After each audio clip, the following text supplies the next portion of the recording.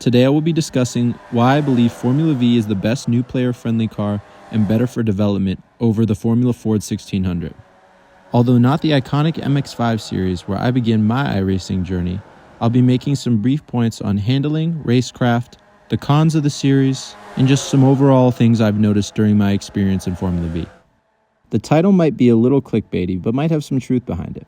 When it comes to Formula Vee versus Formula Ford in terms of handling, I'd say the biggest thing is that there's less power within Formula Vee, so it's just easier to keep the car on the road, learn the racing line, as well as the braking markers. There's substantially less slip as well as less power, so it's easier to make minimal mistakes. Especially within the first couple laps, Formula Ford can feel like you're driving on ice, and it is incredibly easy to lock up and hit other players. This comes from Formula Ford taking a bit longer to get the tire temps up, as well as pressures.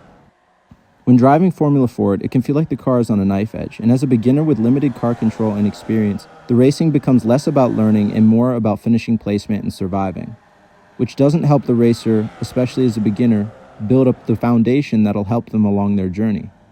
Since Formula Vee is so much smaller, it's easier to go wheel to wheel with other racers and follow people even through a tight track like Summit Point.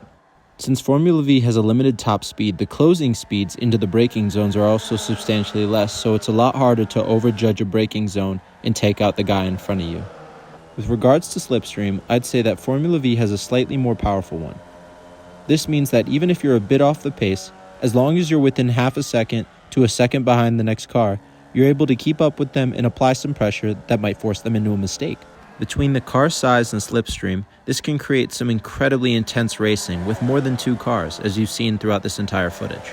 Some of my most intense battles of all time in iRacing have been in this small car, which is the best part of racing, going wheel to wheel with people that are close for the win, for 12th, for 8th, doesn't matter. Having close competition in racing that is nail-biting and exhilarating the entire time is the whole point of the experience, and you should be able to learn as much as you can and improve your skill set in this category to become a better iRacer that'll translate to more than just Formula cars. At this specific track, Formula Vee, you only needed to change the gears a couple times, and from 4th to 3rd. 2nd would lock the rears and make you spin. However, in Formula Ford, you're changing the gears all the way up to 4th and all the way back down to 1st, so it takes a little bit longer to find where you're supposed to be doing what gears. One aspect that both of these cars share is their low power. As a beginner, this is actually a good thing because it'll help you become more accurate with your acceleration and braking. This is especially crucial in Formula Vee as the racing is so close that you could lose multiple positions within one corner just off of one small mistake. However, if we contrast these things with a more powerful car like the Ferrari 296 GT3, you can get away with more mistakes, especially if it's before a long straight. Even if you go in too deep, as long as you downshift to a low gear, then short shift to minimize the wheel spin and make sure you get a clean exit, you still might only lose half a tenth with a big moment.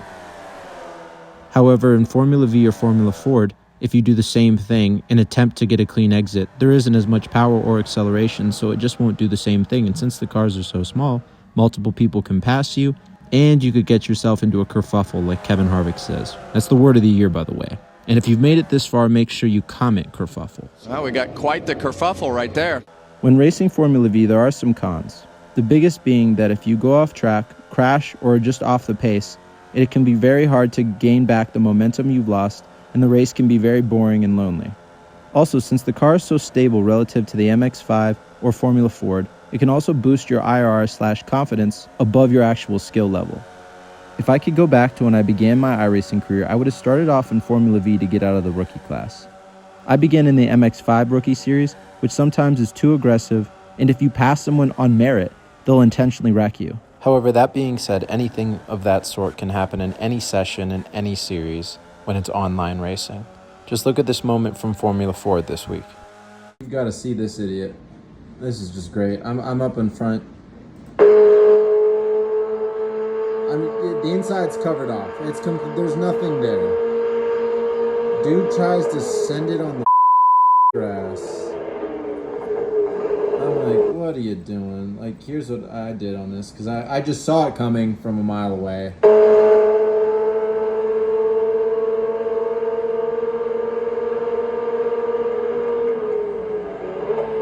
Just backed off.